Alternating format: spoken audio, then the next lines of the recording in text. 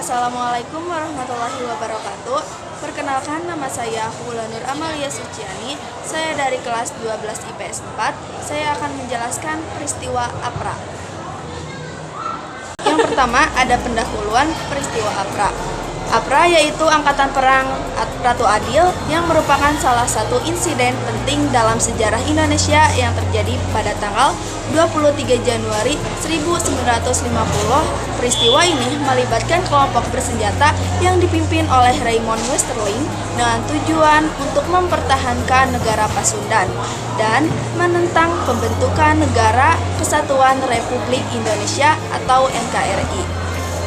Kemudian ada latar belakang APRA, yaitu setelah pengakuan kedaulatan Indonesia melalui Konferensi Meja Bundar atau KMB pada tanggal 27 Desember 1949, Indonesia berbentuk negara federal bernama Republik Indonesia Serikat atau WRIS.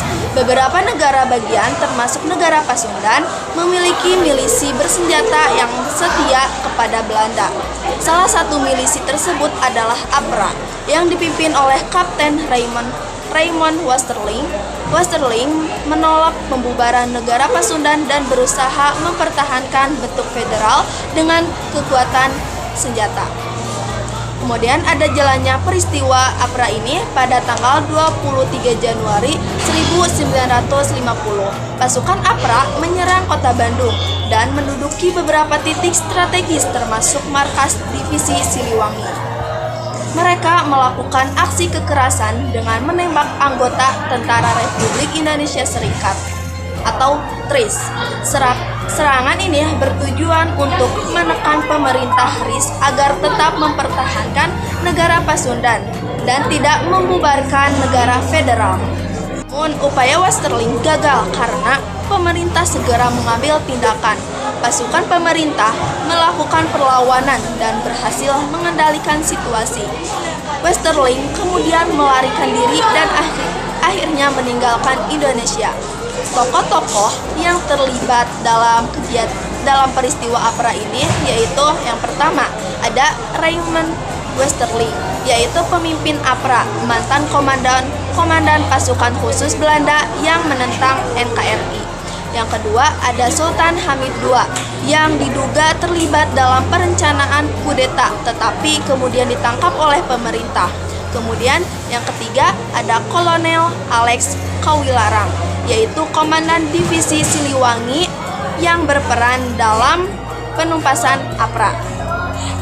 Selanjutnya ada Presiden Soekarno yang menjadi pemimpin Indonesia yang tetap teguh mempertahankan NKRI. Selanjutnya ada Letnan Kolonel Angel Bertus van Beek, yaitu seorang perwira Belanda yang membantu perencanaan aksi APRA.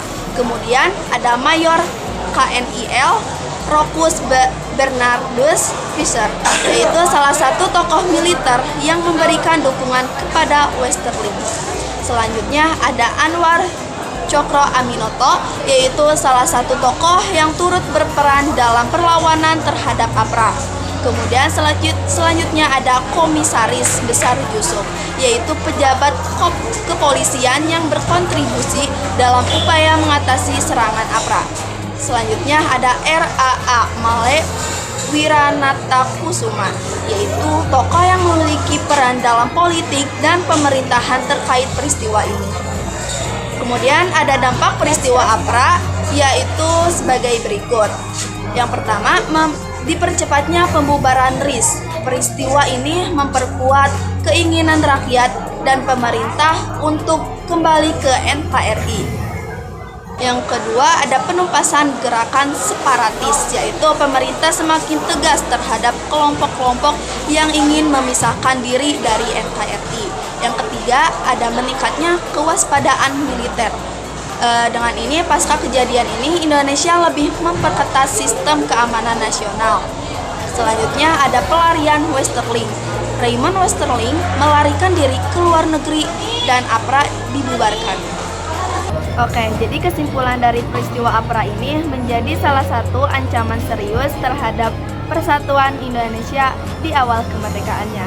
Namun dengan ketegasan pemerintah dan dukungan rakyat, upaya pemberontakan ini dapat digagalkan. Dan kejadian ini menjadi pelajaran penting dalam mempertahankan keutuhan NKRI dari ancaman separatisme dan kolonialisme terselubung. Sekian dari saya penjelasan tentang peristiwa APRA. Mohon maaf bila ada kesalahan. Wassalamualaikum warahmatullahi wabarakatuh.